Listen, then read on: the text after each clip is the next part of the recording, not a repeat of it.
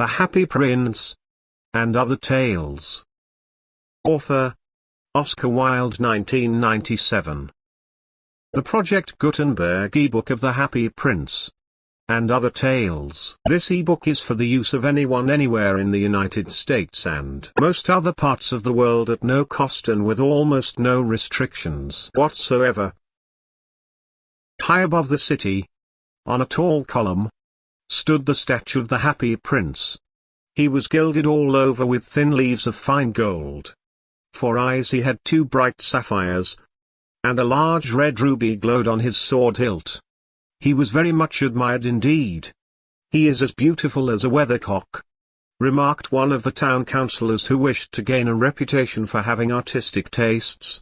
"Only not quite so useful," he added, fearing lest people should think him unpractical, which he really was not. "Why can't you be like the Happy Prince?" asked a sensible mother of her little boy who was crying for the moon.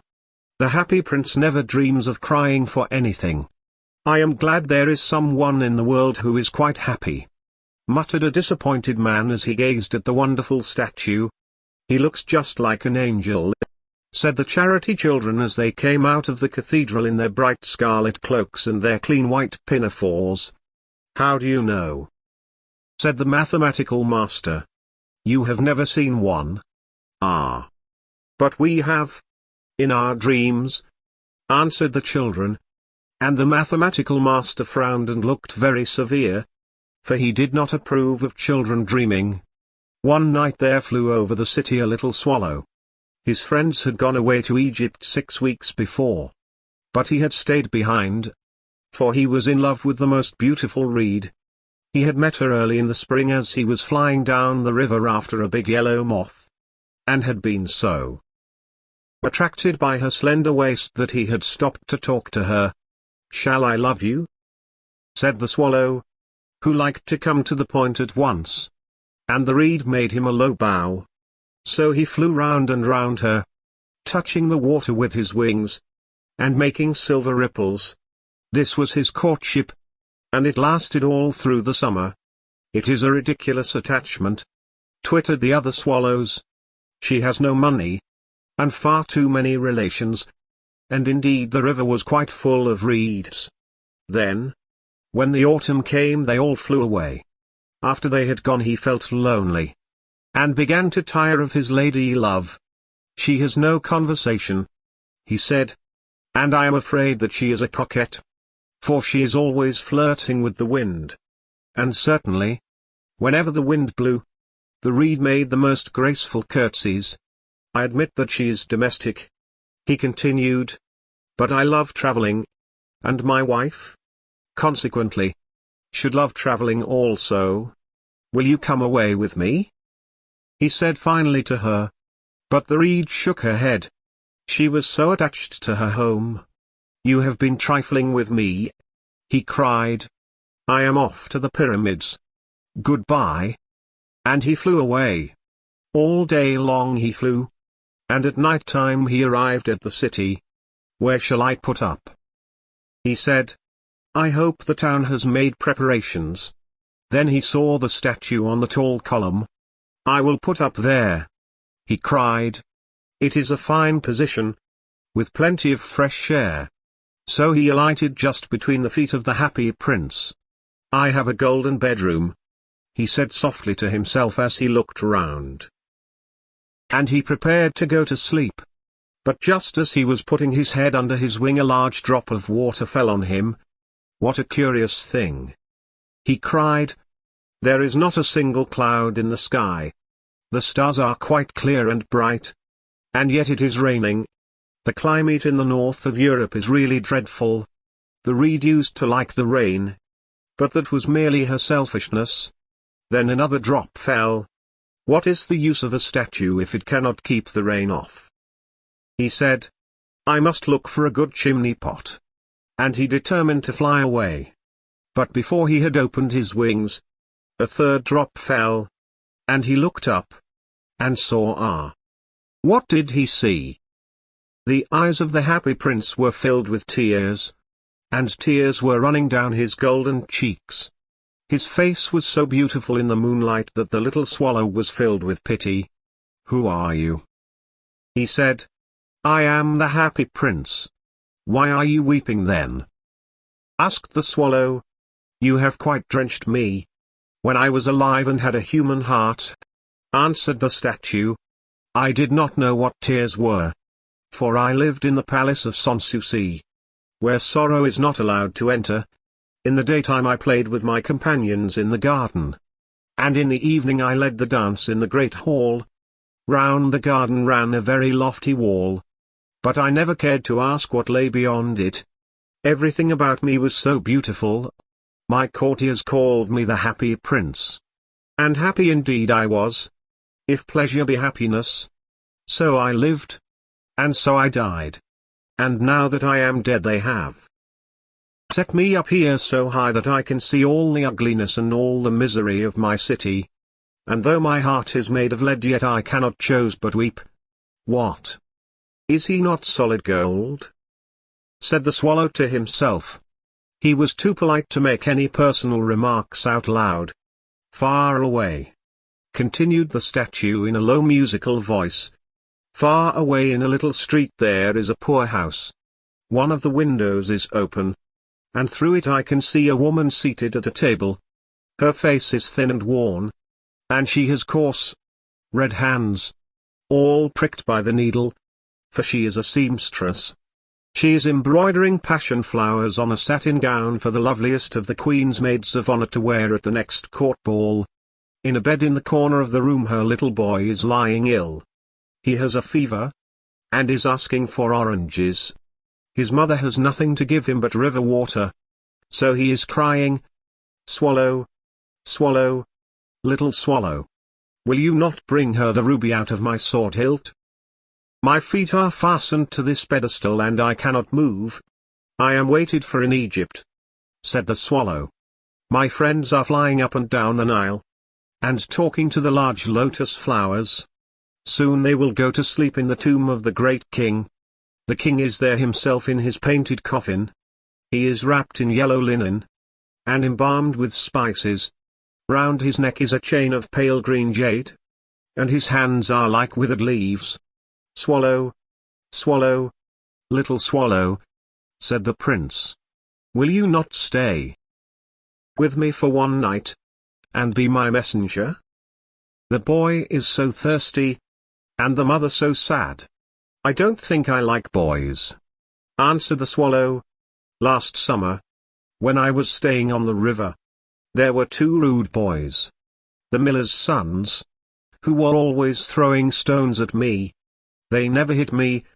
Of course, we swallows fly far too well for that. And besides, I come of a family famous for its agility.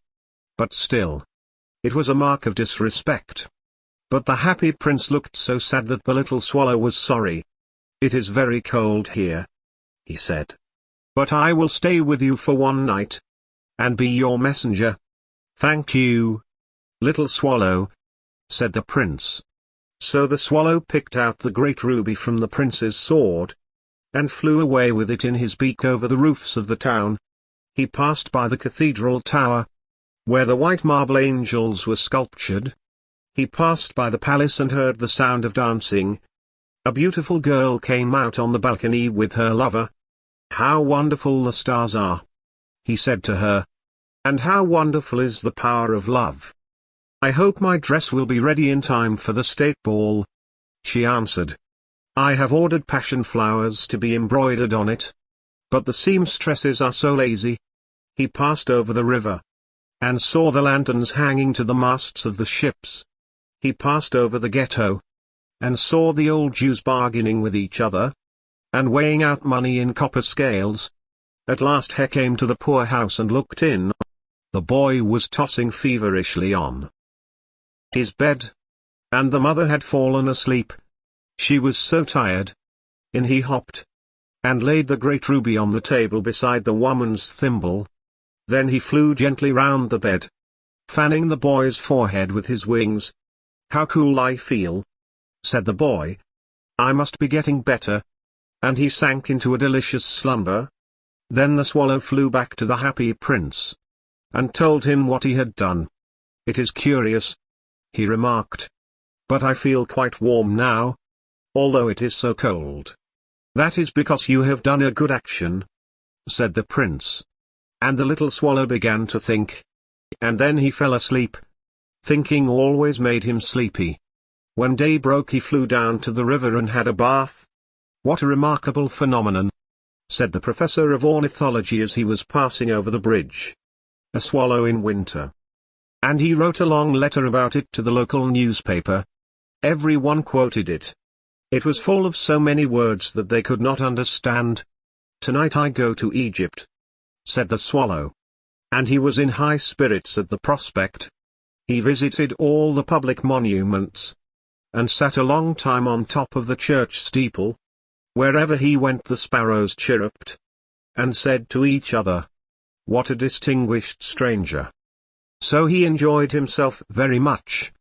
When the moon rose he flew back to the happy prince.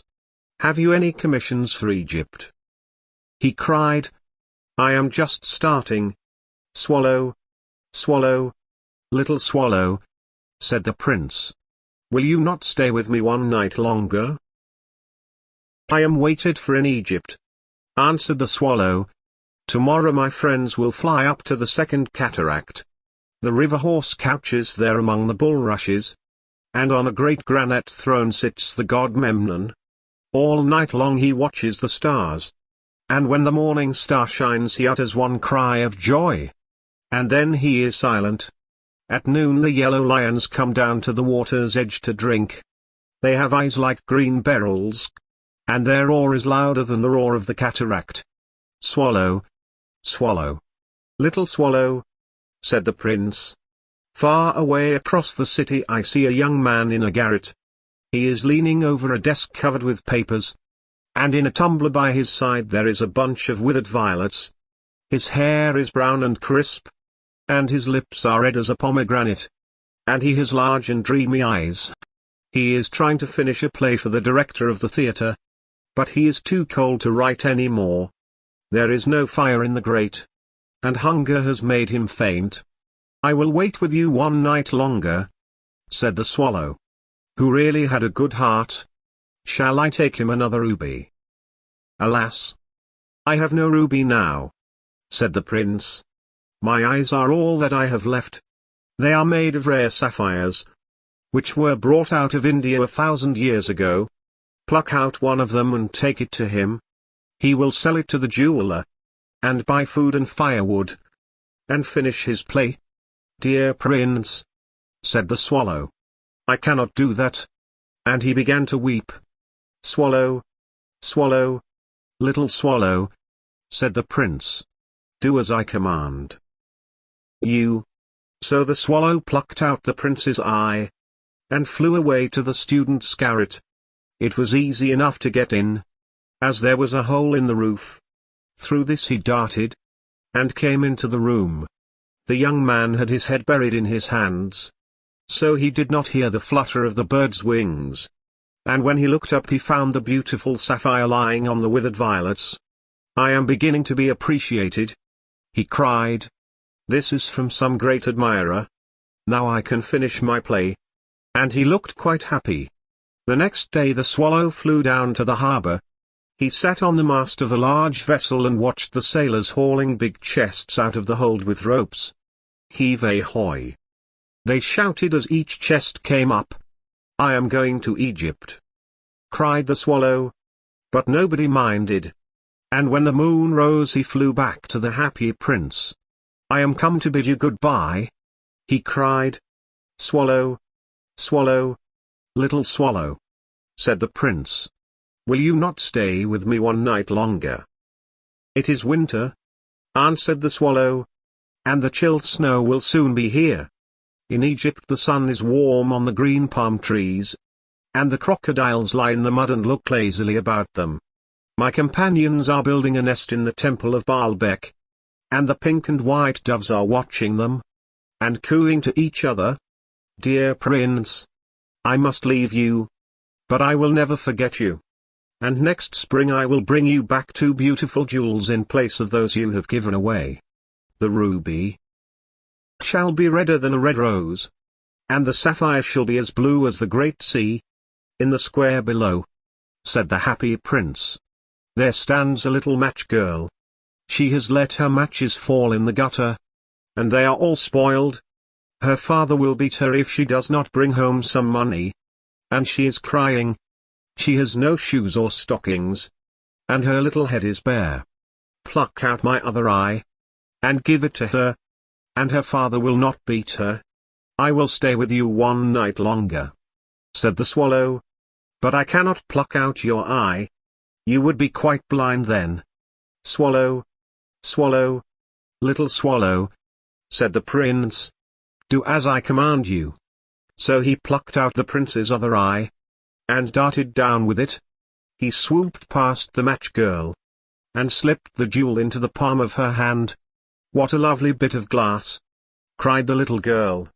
And she ran home, laughing. Then the swallow came back to the prince. You are blind now, he said. So I will stay with you always. No, little swallow, said the poor prince. You must go away to Egypt. I will stay with you always, said the swallow. And he slept at the prince's feet. All the next day he sat on the prince's shoulder, and told him stories of what he had seen in strange lands. He told him of the red ibises, who stand in long rows on the banks of the Nile, and catch goldfish in their beaks. Of the Sphinx, who is as old as the world itself, and lives in the desert, and knows everything. Of the merchants, who walk slowly by the side of their camels, and carry amber beads in their hands. Of the king of the mountains of the moon, who is as black as ebony, and worships a large crystal.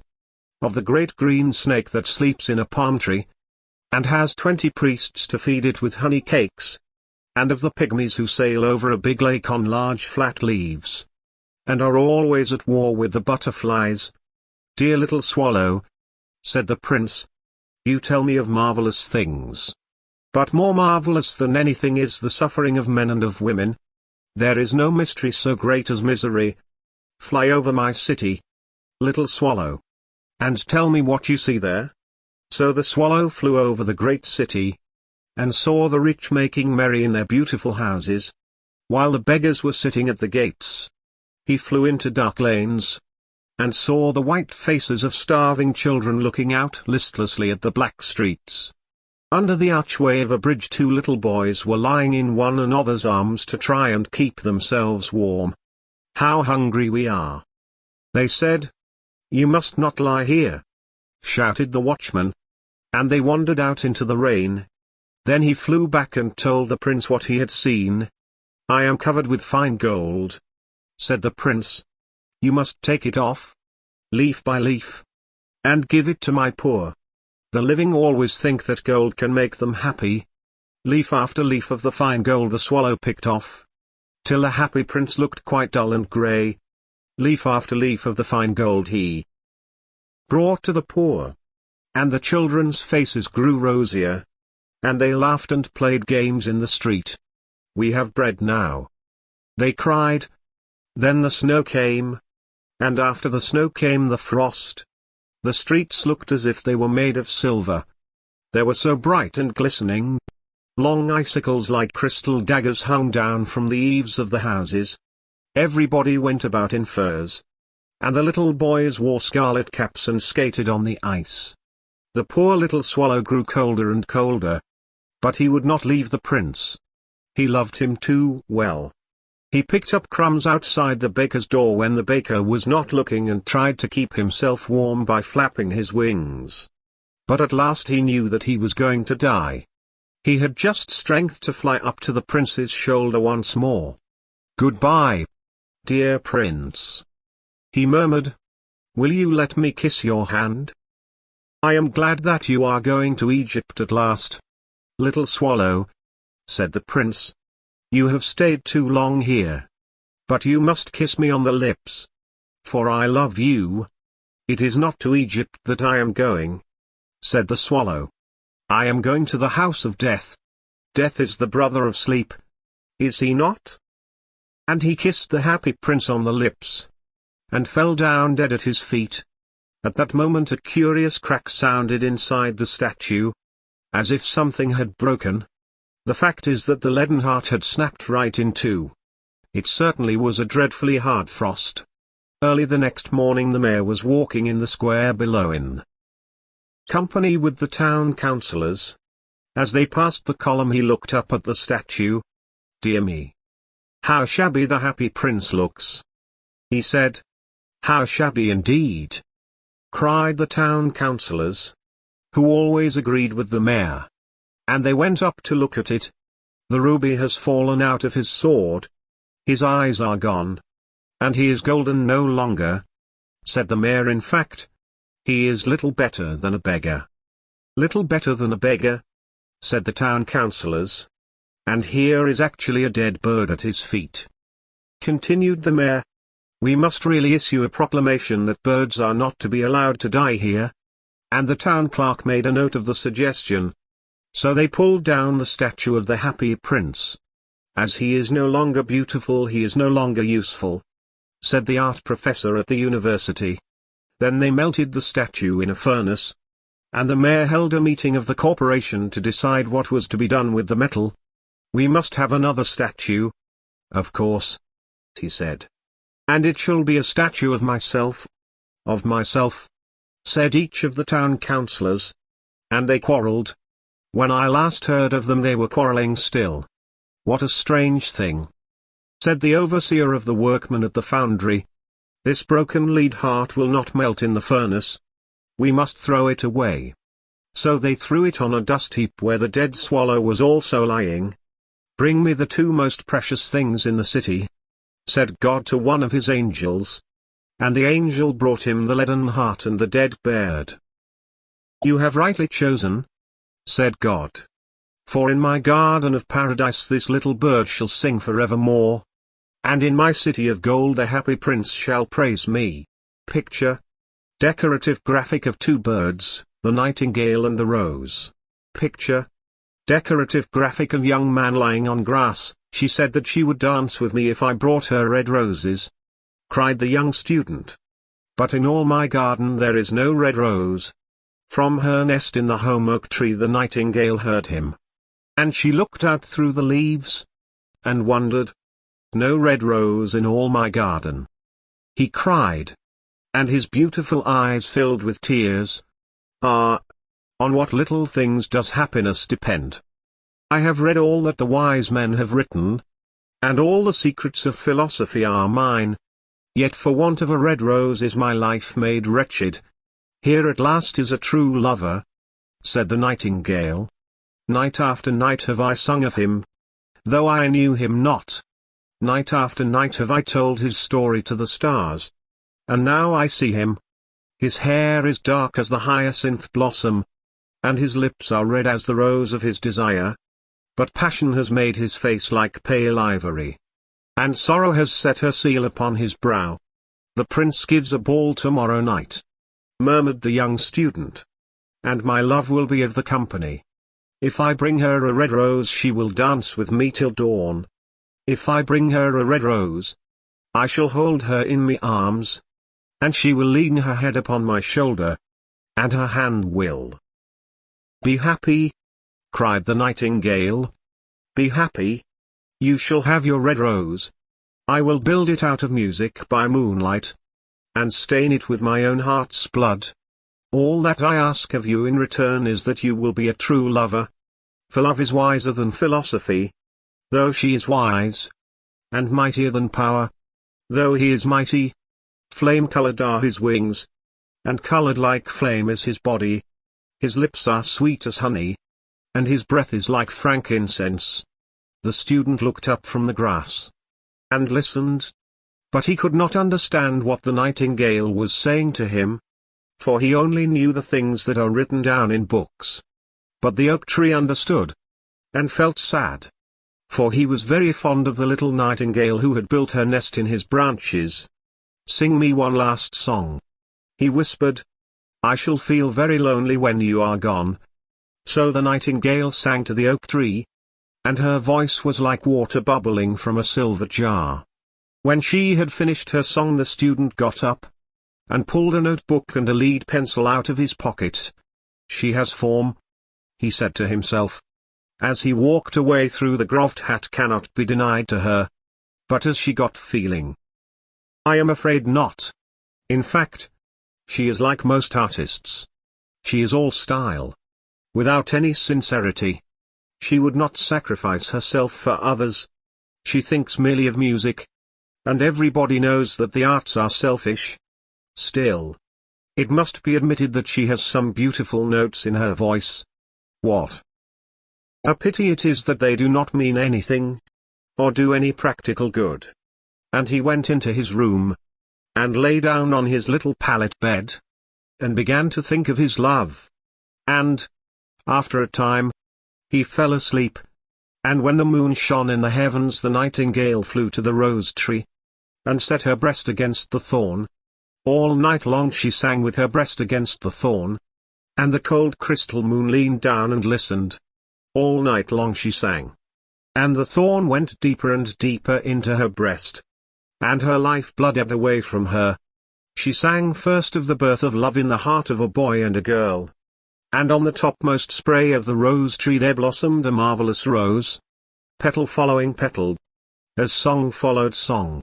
Pale was it at first, as the mist that hangs over the river, pale as the feet of the morning, and silver as the wings of the dawn, as the shadow of a rose in a mirror of silver, as the shadow of a rose in a water pool. So was the rose that blossomed on the topmost spray of the tree. But the tree cried to the nightingale to press closer against the thorn. "Press closer, little nightingale," cried the tree, "or the day will come before the rose is finished." So the nightingale pressed closer against the thorn, and louder grew her song. For she sang of the birth of passion in the soul of a man and a maid.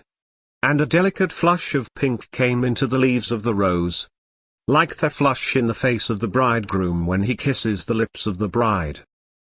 But the thorn had not yet reached her heart, so the rose's heart remained white.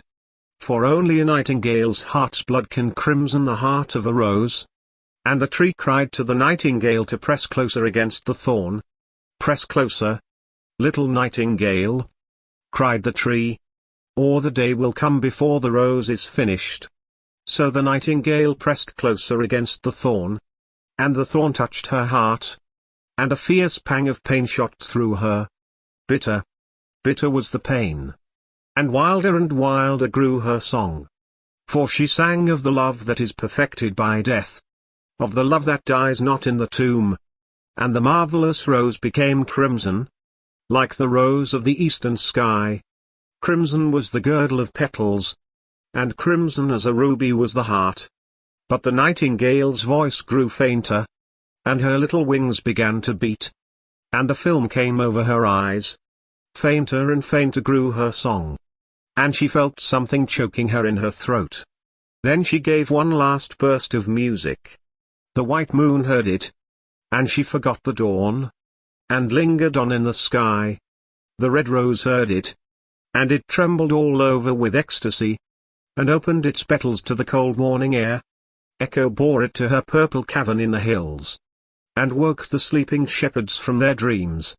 It floated through the reeds of the river, and they carried its message to the sea. "Look! Look!" cried the tree. "The rose is finished now." But the nightingale made no answer, for she was lying dead in the long grass, with a thorn in her heart. And at noon the student opened his window and looked out. "Why, what a wonderful piece of luck!" he cried. "Here is a red rose. I have never seen any rose like it in all my life. It is so beautiful that I am sure it has a long Latin name." And he leaned down and plucked it.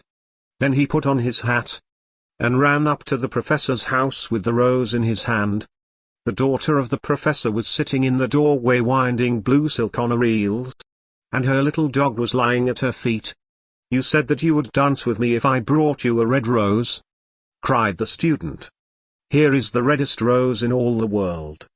You will wear it tonight next your heart, and as we dance together it will tell you how I love you."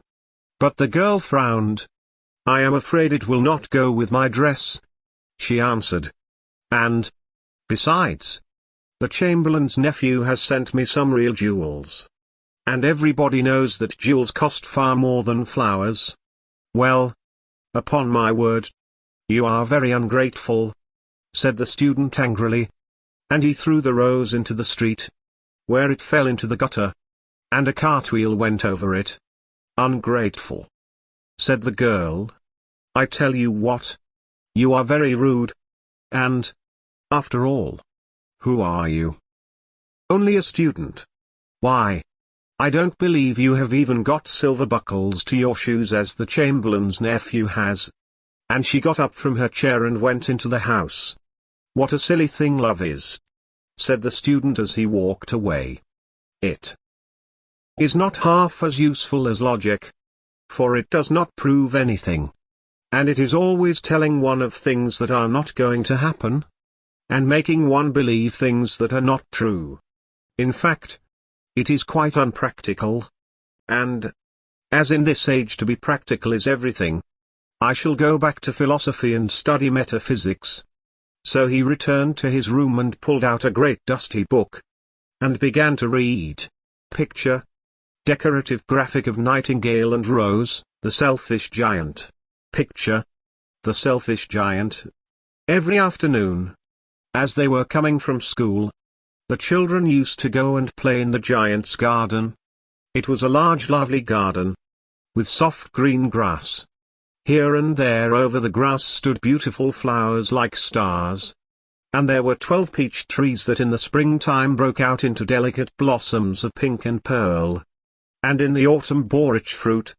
The birds sat on the trees and sang so sweetly that the children used to stop their games in order to listen to them. "How happy we are here!" they cried to each other. Picture. Decorative graphic of children in garden. One day the giant came back.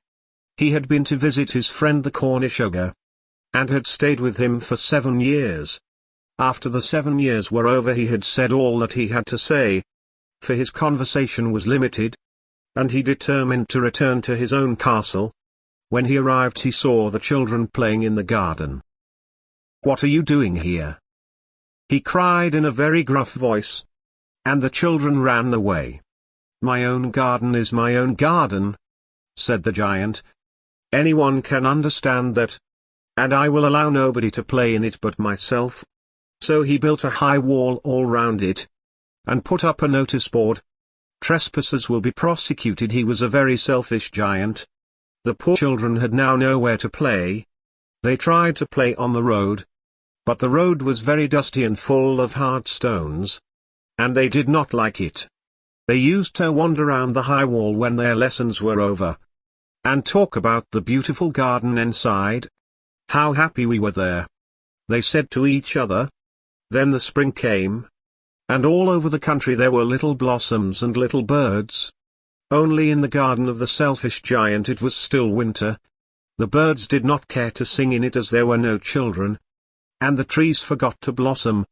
Once a beautiful flower put its head out from the grass. But when it saw the notice board it was so sorry for the children that it slipped back into the ground again, and went off to sleep. The only people who were pleased were the snow and the frost. "Spring has forgotten this garden," they cried. "So we will live here all the year round." The snow covered up the grass with her great white cloak, and the frost painted all the trees silver. Then they invited the north wind to stay with them. And he came. He was wrapped in furs, and he roared all day about the garden, and blew the chimney pots down. "This is a delightful spot," he said. "We must ask the hail on a visit." So the hail came. Every day for 3 hours he rattled on the roof of the castle till he broke most of the slates. And then he ran round and round the garden as fast as he could go. He was dressed in grey, and his breath was like ice. "I cannot understand why the spring is so late in coming," said the selfish giant, as he sat at the window and looked out at his cold white garden. "I hope there will be a change in the weather." But the spring never came, nor the summer. The autumn gave golden fruit to every garden, But to the giant's garden she gave none. "He is too selfish," she said. So it was always winter there. And the north wind, and the hail, and the frost, and the snow danced about through the trees. One morning the giant was lying awake in bed when he heard some lovely music. It sounded so sweet to his ears that he thought it must be the king's musicians passing by. It was really only a little linnet singing outside his window. But it was so long since he had heard a bird sing in his garden that it seemed to him to be the most beautiful music in the world. Then the hail stopped dancing over his head. And the north wind ceased roaring. And a delicious perfume came to him through the open casement. "I believe the spring has come at last," said the giant. And he jumped out of bed and looked out. What did he see? He saw a most wonderful sight. Through a little hole in the wall the children had crept in. And they were sitting in the branches of the trees. In every tree that he could see there was a little child. And the trees were so glad to have the children back again that they had covered themselves with blossoms, and were waving their arms gently above the children's heads. The birds were flying about and twittering with delight. And the flowers were looking up through the green grass and laughing. It was a lovely scene. Only in one corner it was still winter. It was the farthest corner of the garden. And in it was standing a little boy. He was so small that he could not reach up to the branches of the tree. And he was wandering all round it, crying bitterly. The poor tree was still quite covered with frost and snow. And the north wind was blowing and roaring above it. "Climb up, little boy," said the tree. And it bent its branches down as low as it could. But the boy was too tiny. And the giant's heart melted as he looked out. "How selfish I have been," he said. "Now I know why the spring would not come here. I will put that poor little boy on the top of the tree. And then I will knock down the wall. And my garden shall be the children's playground for ever and ever." He was really very sorry for what he had done. So he crept downstairs and opened the front door quite softly, and went out into the garden. But when the children saw him they were so frightened that they all ran away. And the garden became winter again. Only the little boy did not run, for his eyes were so full of tears that he did not see the giant coming. And the giant stole up behind him and took him gently in his hand, and put him up into the tree. And the tree broke at once into blossom. And the birds came and sang on it. And the little boy stretched out his 2 arms and flung them round the giant's neck, and kissed him. And the other children, when they saw that the giant was not wicked any longer, came running back. And with them came the spring. "It is your garden now, little children," said the giant. And he took a great axe and knocked down the wall. And when the people were going to market at 12 o'clock they found the giant playing with the children in the most beautiful garden they had ever seen. All day long they played. And in the evening they came to the giant to bid him goodbye. "But where is your little companion?" he said. "The boy I put into the tree. The giant loved him the best because he had kissed him." "We don't know," answered the children. "He has gone away. You must tell him to be sure and come here tomorrow," said the giant. But the children said that they did not know where he lived, and had never seen him before. And the giant felt very sad.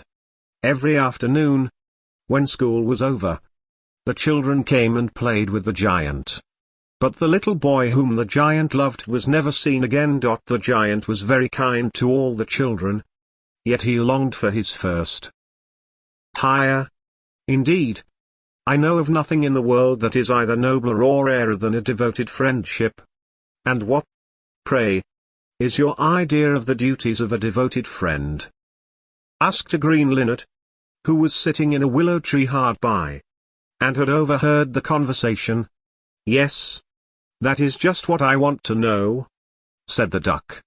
And she swam away to the end of the pond, and stood upon her head, in order to give her children a good example. "What a silly question!" cried the water rat. "I should expect my devoted friend to be devoted to me. Of course. And what would you do in return?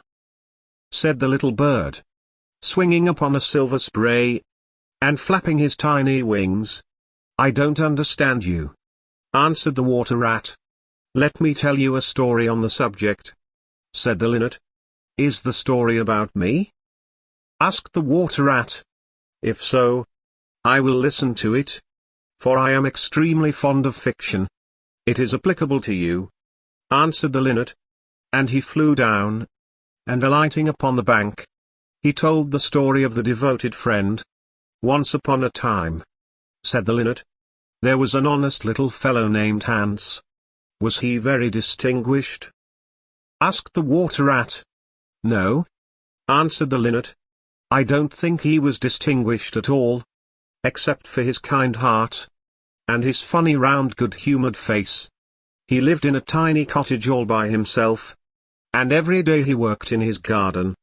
In all the countryside there was no garden so lovely as his. Sweet William grew there, and gillyflowers, and shepherd's purses, and fair maids of France. There were damask roses, and yellow roses, lilac crocuses, and gold, purple violets and white, columbine and lady smock, marjoram and wild basil, the cowslip and the flower de luce. The daffodil and the clove pink bloomed or blossomed in their proper order as the months went by, one flower taking another flower's place, so that there were always beautiful things to look at, and pleasant odors to smell. Little Hans had a great many friends, but the most devoted friend of all was Big Hugh the miller. Indeed, so devoted was the rich miller to little Hans, that he would never go by his garden without leaning over the wall and plucking a large nosegay, or a handful of sweet herbs, or filling his pockets with plums and cherries if it was the fruit season. Real friends should have everything in common, the miller used to say. And little Hans nodded and smiled, and felt very proud of having a friend with such noble ideas. Sometimes, indeed, the neighbors thought it strange that the rich miller never gave little Hans anything in return, though he had 100 sacks of flour stored away in his mill, and 6 milch cows, and a large flock of woolly sheep. But Hans never troubled his head about these things, and nothing gave him greater pleasure than to listen to all the wonderful things the miller used to say about the unselfishness of true friendship. So little Hans worked away in his garden. During the spring, the summer, and the autumn he was very happy. But when the winter came, and he had no fruit or flowers to bring to the market, he suffered a good deal from cold and hunger, and often had to go to bed without any supper but a few dried pears or some hard nuts. In the winter, also, he was extremely lonely, as the miller never came to see him then. There is no good in my going to see little Hans as long as the snow lasts, the miller used to say to his wife. For when people are in trouble they should be left alone, and not be bothered by visitors. That at least is my idea about friendship. And I am sure I am right. So I shall wait till the spring comes, and then I shall pay him a visit, and he will be able to give me a large basket of primroses, and that will make him so happy. You are certainly very thoughtful about others, answered the wife, as she sat in her comfortable armchair by the big pine wood fire. Very thoughtful indeed. It is quite a treat to hear you talk about friendship. I am sure the clergyman himself could not say such beautiful things as you do, though he does live in a 3-storied house, and wear a gold ring on his little finger. But could we not ask little Hans up here? Said the miller's youngest son. If poor Hans is in trouble I will give him half my porridge, and show him my white rabbits. What a silly boy you are! Cried the miller. I really don't know what is the use of sending you to school. You seem not to learn anything. Why, if little Hans came up here, and saw our warm fire, and our good supper, and our great cask of red wine, he might get envious. And envy is a most terrible thing, and would spoil anybody's nature. I certainly will not allow Hans' nature to be spoiled. I am his best friend, and I will always watch over him, and see that he is not led into any temptations. Besides, if Hans came here, he might ask me to let him have some flour on credit, and that I could not do. Flour is one thing, and friendship is another, and they should not be confused. Why? The words are spelt differently, and mean quite different things. Everybody can see that. How well you talk," said the miller's wife, pouring herself out a large glass of warm ale. "Really, I feel quite drowsy. It is just like being in church. Lots of people act well," answered the miller, "but very few people talk well, which shows that talking is much the more difficult thing of the two, and much the finer thing also." And he looked sternly across the table at his little son, who felt so ashamed of himself that he hung his head down, and grew quite scarlet, and began to cry into his tea. However, he was so young that you must excuse him. "Is that the end of the story?" asked the water rat. "Certainly not," answered the linnet. "That is the beginning." "Then you are quite behind the age," said the water rat. "Every good storyteller nowadays starts with the end, and then goes on to the beginning, and concludes with the middle. That is the new method. He heard all about it the other day from a critic who was walking round the pond with a young man. He spoke of the matter at great length, and I am sure he must have been right, for he had blue spectacles and a bald head, and whenever the young man made any remark, he always answered pooh. But pray go on with your story. I like the miller immensely. I have all kinds of beautiful sentiments myself, so there is a great sympathy between us." "Well," said the linnet, hopping now on one leg and now on the other, "as soon as the winter was over, and the primroses began to open their pale yellow stars, the miller said to his wife that he would go down and see little Hans." "Why, what a good heart you have!" cried his wife. "You are always thinking of others. And mind you take the big basket with you for the flowers." So the miller tied the sails of the windmill together with a strong iron chain, and went down the hill with the basket on his arm. "Good morning, little Hans," said the miller. "Good morning," said Hans, leaning on his spade, and smiling from ear to ear. "And how have you been all the winter?" said the miller. "Well, really," cried Hans, "it is very good of you to ask. Very good indeed. I am afraid I had rather a hard time of it. But now the spring has come, and I am quite happy, and all my flowers are doing well. We often talked of you during the winter, Hans," said the miller, "and wondered how you were getting on." "That was kind of you," said Hans. "I was half afraid you had forgotten me, Hans." "I am surprised at you," said the miller. "Friendship never forgets. That is the wonderful thing about it. But I am afraid you don't understand the poetry of life. How lovely your primroses are looking, by the by." "They are certainly very lovely," said Hans. "And it is a most lucky thing for me that I have so many. I am going to bring them into the market and sell them to the burgomaster's daughter, and buy back my wheelbarrow with the money." "Buy back your wheelbarrow? You don't mean to say you have sold it? What a very stupid thing to do."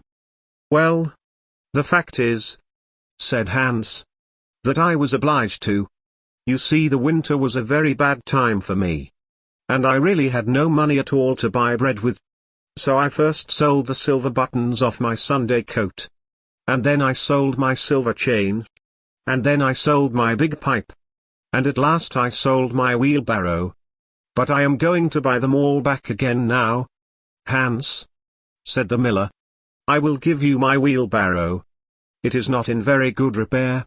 Indeed, one side is gone, and there is something wrong with the wheel spokes. But in spite of that I will give it to you. I know it is very generous of me, and a great many people would think me extremely foolish for parting with it. But I am not like the rest of the world. I think that generosity is the essence of friendship. And, besides, I have got a new wheelbarrow for myself. Yes. You may set your mind at ease. I will give you my wheelbarrow. Well, really? That is generous of you, said little Hans. And his funny round face glowed all over with pleasure. I can easily put it in repair, as I have a plank of wood in the house. A plank of wood, said the miller. Why, that is just what I want for the roof of my barn. There is a very large hole in it, and the corn will all get damp if I don't stop it up. How lucky you mentioned it. It is quite remarkable how one good action always breeds another. I have given you my wheelbarrow, and now you are going to give me your plank. Of course. The wheelbarrow is worth far more than the plank. But true. Friendship never notices things like that. Pray get it at once, and I will set to work at my barn this very day. Certainly, cried little Hans. And he ran into the shed and dragged the plank out. It is not a very big plank, said the miller, looking at it. And I am afraid that after I have mended my barn roof there won't be any left for you to mend the wheelbarrow with. But, of course, that is not my fault. And now, as I have given you my wheelbarrow, I am sure you would like to give me some flowers in return. Here is the basket. And mind you fill it quite full. Quite full? Said little Hans, rather sorrowfully. For it was really a very big basket. And he knew that if he filled it he would have no flowers left for the market, and he was very anxious to get his silver buttons back.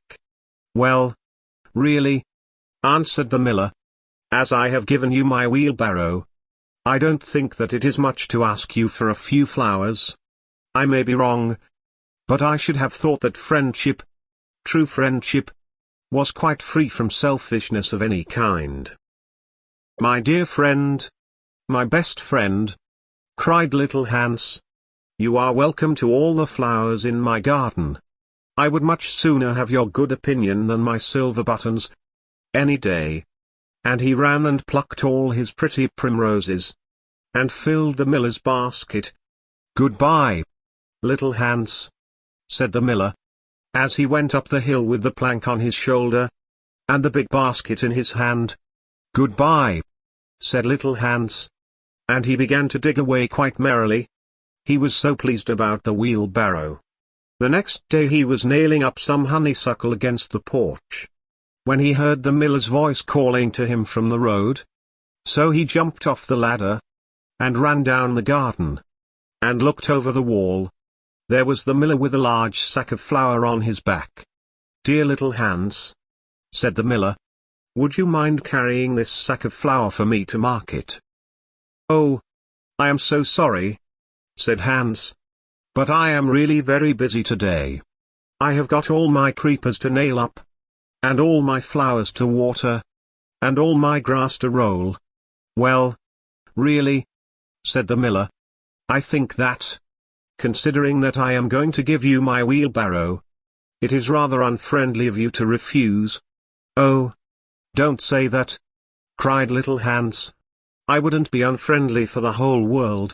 And he ran in for his cap, and trudged off with the big sack on his shoulders. It was a very hot day, and the road was terribly dusty. And before Hans had reached the 6th milestone he was so tired that he had to sit down and rest. However, he went on bravely, and at last he reached the market. After he had waited there some time, he sold the sack of flour for a very good price.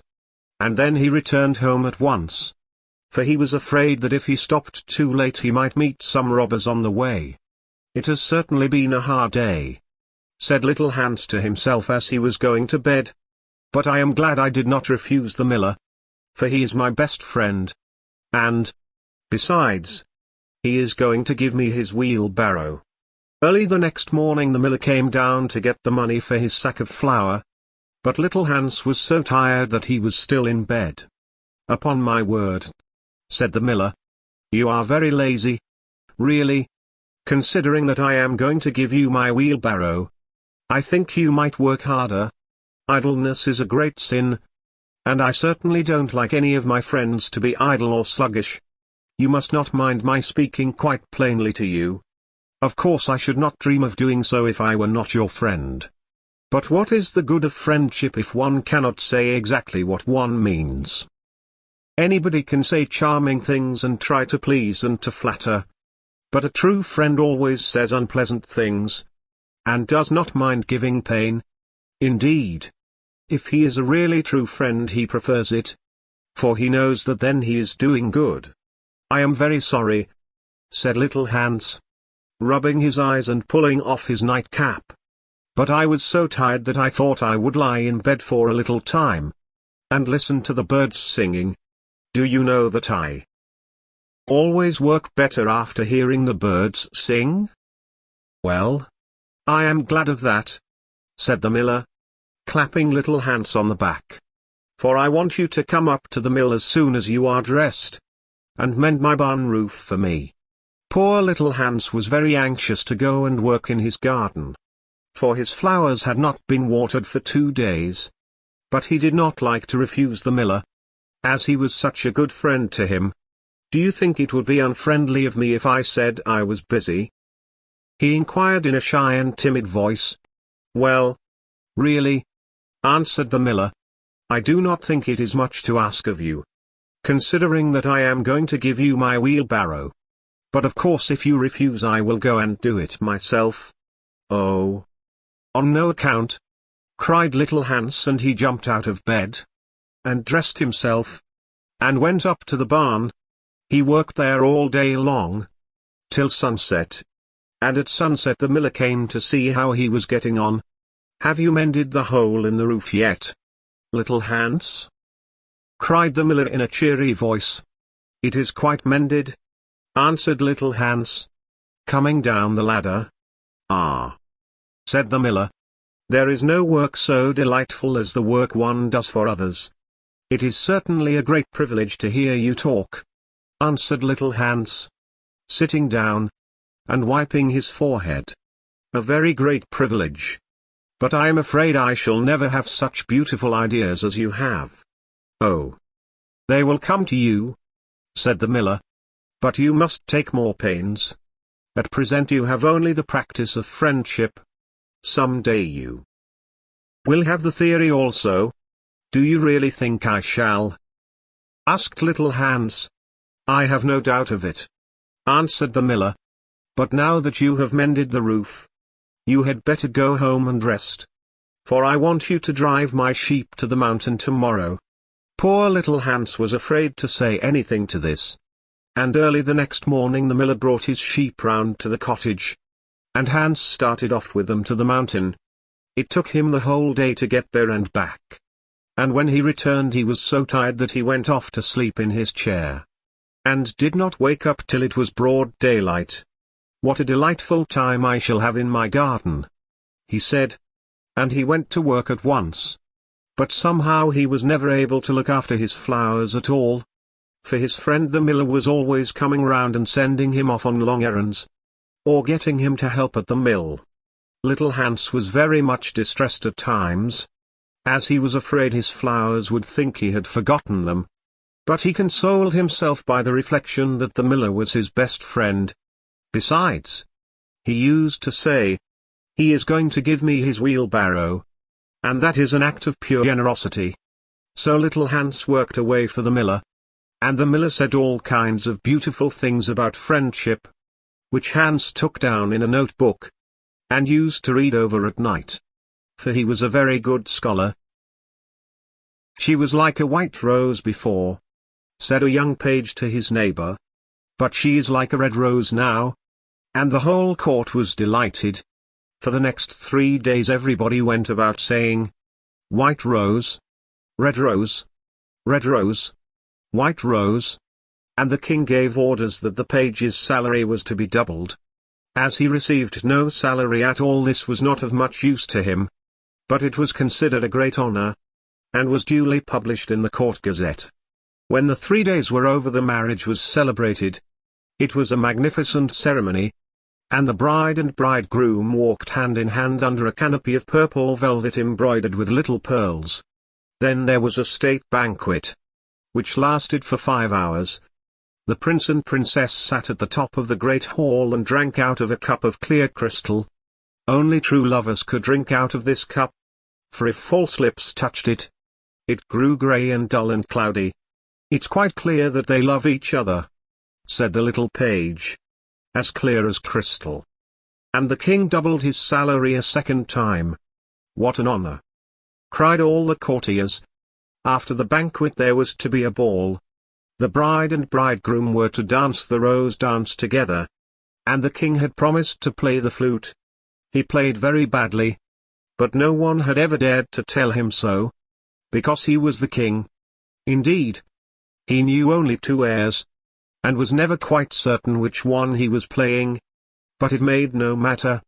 For, whatever he did, everybody cried out, "Charming! Charming!" The last item on the program was a grand display of fireworks, to be let off exactly at midnight. The little princess had never seen a firework in her life. So the king had given orders that the royal pyrotechnist should be in attendance on the day of her marriage. "What are fireworks like?" she had asked the prince. One morning, as she was walking on the terrace. "They are like the aurora borealis," said the king, who always answered questions that were addressed to other people, "only much more natural. I prefer them to stars myself, as you always know when they are going to appear. And they are as delightful as my own flute playing. You must certainly see them." So at the end of the king's garden a great stand had been set up. And as soon as the royal pyrotechnist had put everything in its proper place, the fireworks began to talk to each other. "The world is certainly very beautiful," cried a little squib. "Just look at those yellow tulips. Why, if they were real crackers they could not be lovelier. I am very glad I have traveled. Travel improves the mind wonderfully, and does away with all one's prejudices. The king's garden is not the world." "You foolish squib," said a big Roman candle.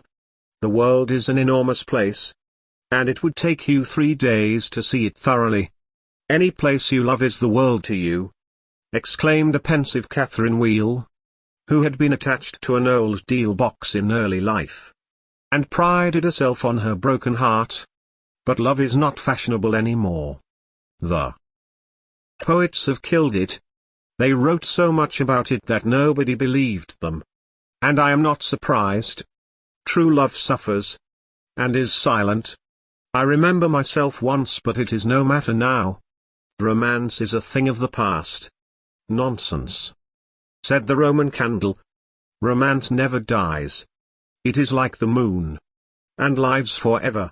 The bride and bridegroom, for instance, love each other very dearly. I heard all about them this morning from a brown paper cartridge, who happened to be staying in the same drawer as myself, and knew the latest court news." But the Catherine Wheel shook her head. "Romance is dead. Romance is dead. Romance is dead," she murmured. She was one of those people who think that if you say the same thing over and over a great many times, it becomes true in the end. Suddenly, a sharp, dry cough was heard, and they all looked round.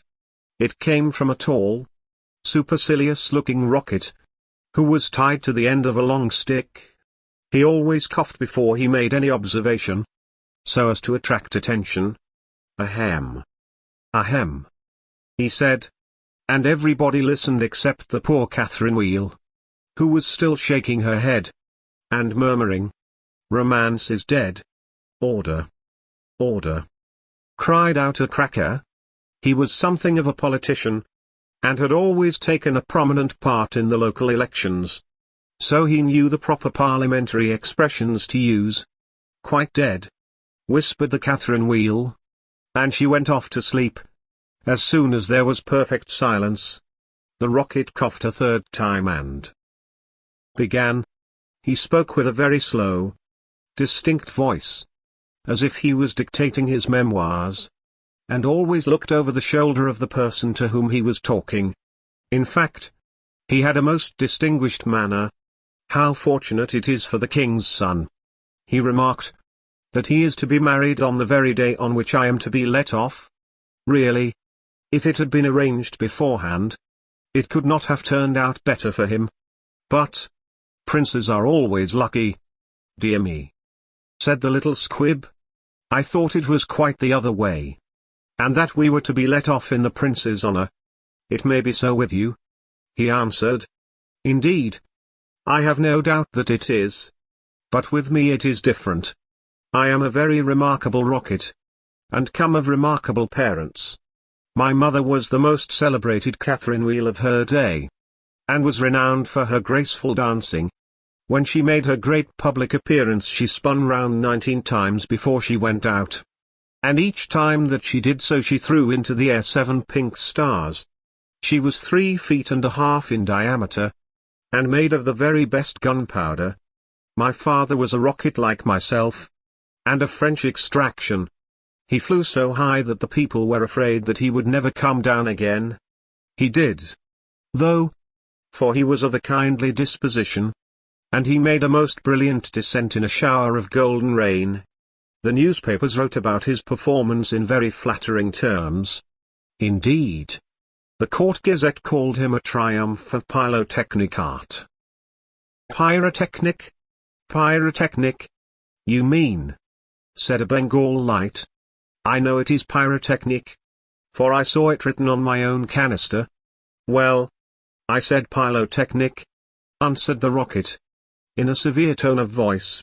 And the Bengal light felt so crushed that he began at once to bully the little squibs, in order to show that he was still a person of some importance. I was saying, continued the rocket. I was saying, what was I saying? You were talking about yourself, replied the Roman candle. Of course. I knew I was discussing some interesting subject when I was so rudely interrupted. I hate rudeness and bad manners of every kind, for I am extremely sensitive. No one in the whole world is so sensitive as I am. I am quite sure of that. What is a sensitive person? Said the cracker to the Roman candle.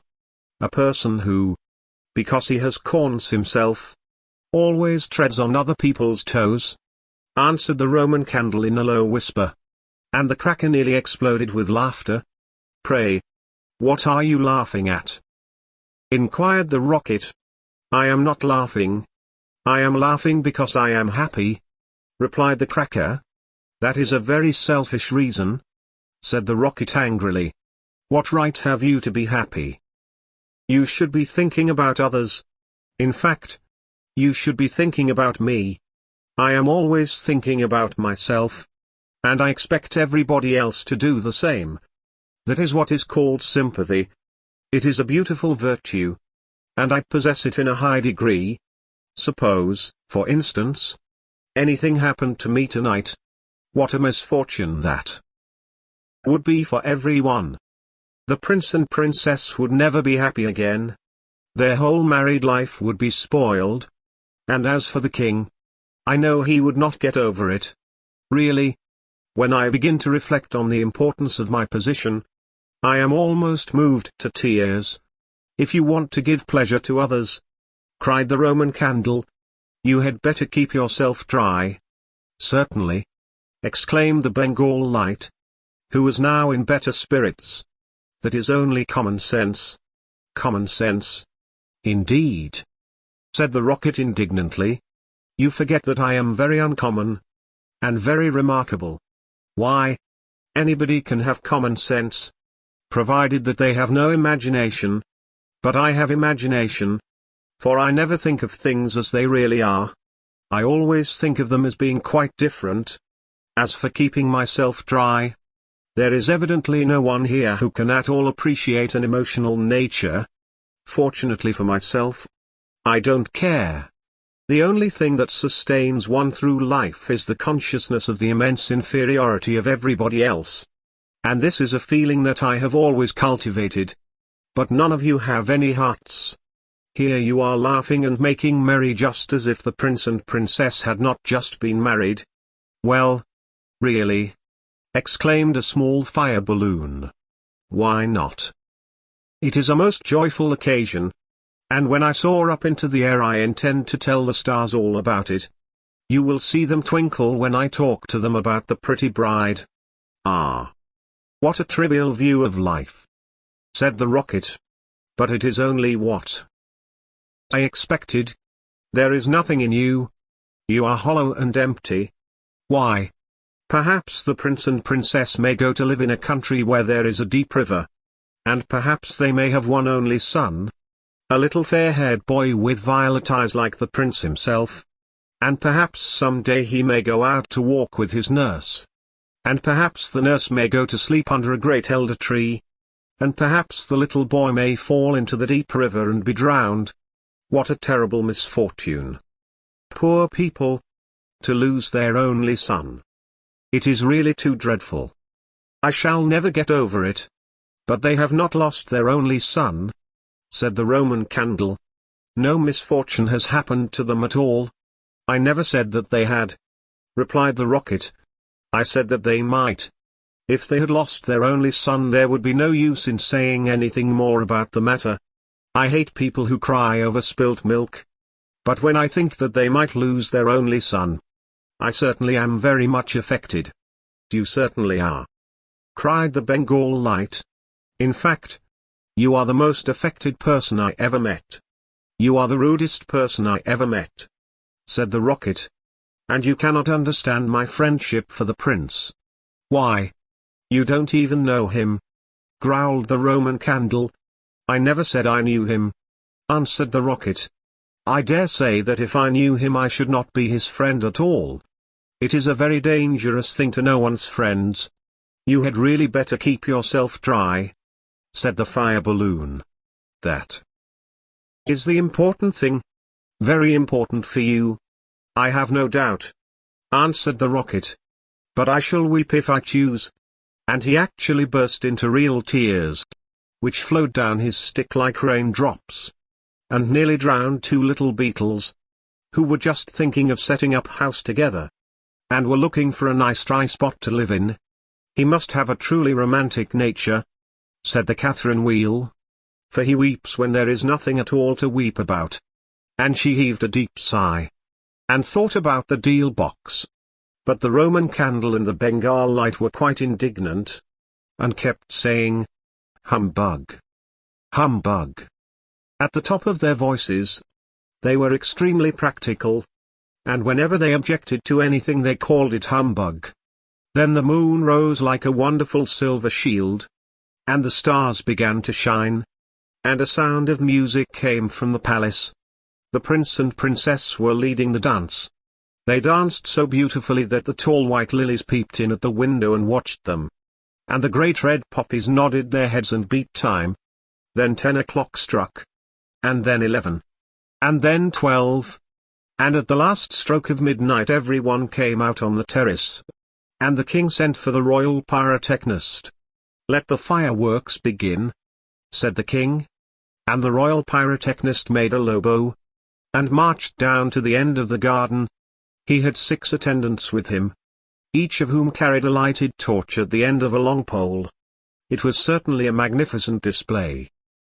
Whiz, whiz, went the Catherine wheel, as she spun round and round. Boom, boom, went the Roman candle. Then the squibs danced all over the place, and the Bengal lights made everything look scarlet. Goodbye, cried the fire balloon, as he soared away, dropping tiny blue sparks. Bang! Bang! Answered the crackers, who were enjoying themselves immensely. Everyone was a great success except the remarkable rocket. He was so damp with crying that he could not go off at all. The best thing in him was the gunpowder, and that was so wet with tears that it was of no use. All his poor relations, to whom he would never speak, except with a sneer, shot up into the sky like wonderful golden flowers with blossoms of fire. Huzzah! Huzzah! Cried the court, and the little princess laughed with pleasure. I suppose they are reserving me for some grand occasion, said the rocket.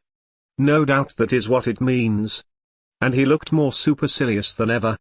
The next day the workman came to put everything tidy. "This is evidently a deputation," said the rocket. "I will receive them with becoming dignity." So he put his nose in the air, and began to frown severely as if he were thinking about some very important subject.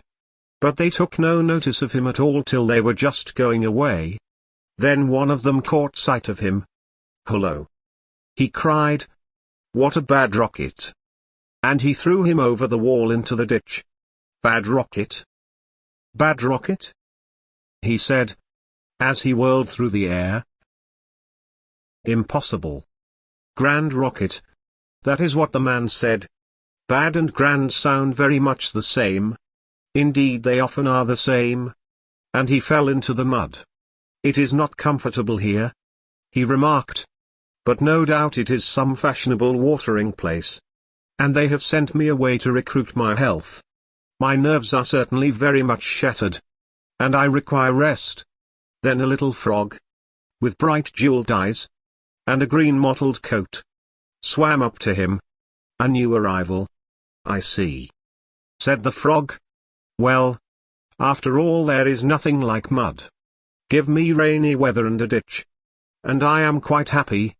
Do you think it will be a wet afternoon?" "I am sure I hope so. But the sky is quite blue and cloudless. What a pity." "Ahem. Ahem," said the rocket. And he began to cough. "What a delightful voice you have!" cried the frog. "Really it is quite like a croak. And croaking is of course the most musical sound in the world. You will hear our glee club this evening. We sit in the old duck pond close by the farmer's house. And as soon as the moon rises we begin. It is so entrancing that everybody lies awake to listen to us. In fact, it was only yesterday that I heard the farmer's wife say to her mother that she could not get a wink of sleep at night on account of us. It is most gratifying to find oneself so popular." "Ahem. Ahem," said the rocket angrily. He was very much annoyed that he could not get a word in. "A delightful voice. Certainly," continued the frog. "I hope you will come over to the duck pond. I am off to look for my daughters. I have 6 beautiful daughters. And I am so afraid the pike may meet them. He is a perfect monster, and would have no hesitation in breakfasting off them. Well, goodbye. I have enjoyed our conversation very much, I assure you." "Conversation? Indeed," said the rocket. "You have talked the whole time yourself. That is not conversation. Somebody must listen," answered the frog. "And I like to do all the talking myself. It saves time, and prevents arguments." "But I like arguments," said the rocket. "I hope not," said the frog complacently. "Arguments are extremely vulgar. For everybody in good society holds exactly the same opinions. Goodbye a second time. I see my daughters in the distance." And the little frog swam away. "You are a very irritating person," said the rocket. "And very ill-bred. I hate people who talk about themselves. As you do. When one wants to talk about oneself. As I do. It is what I call selfishness. And selfishness is a most detestable thing. Especially to anyone of my temperament. For I am well known for my sympathetic nature. In fact, you should take example by me. You could not possibly have a better model. Now that you have the chance you had better avail yourself of it. For I am going back to court almost immediately. I am a great favorite at court. In fact, the prince and princess were married yesterday in my honor. Of course you know nothing of these matters. For you are a provincial." "This is magnificent," cried the rocket. "They are going to let me off in broad daylight. So that everyone can see me. We will go to sleep now," they said. "And when we wake up the kettle will be boiled." And they lay down on the grass, and shut their eyes. The rocket was very damp, so he took a long time to burn. At last, however, the fire caught him.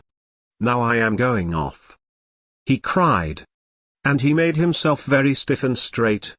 I know I shall go much higher than the stars. Much higher than the moon. Much higher than the sun. In fact, I shall go so high that fizz. Fizz. Fizz. And he went straight up into the air. Delightful. He cried, I shall go on like this forever. What a success I am. But nobody saw him. Then he began to feel a curious tingling sensation all over him. Now I am going to explode. He cried. I shall set the whole world on fire. And make such a noise that nobody will talk about anything else for a whole year. And he certainly did explode. Bang. Bang. Bang. Went the gunpowder. There was no doubt about it. But nobody heard him. Not even the two little boys. For they were sound asleep. Then all that was left of him was the stick. And this fell down on the back of a goose who was taking a walk by the side of the ditch. Good heavens! Cried the goose. It is going to rain sticks. And she rushed into the water. I knew I should create a great sensation. Gasped the rocket. And he went out.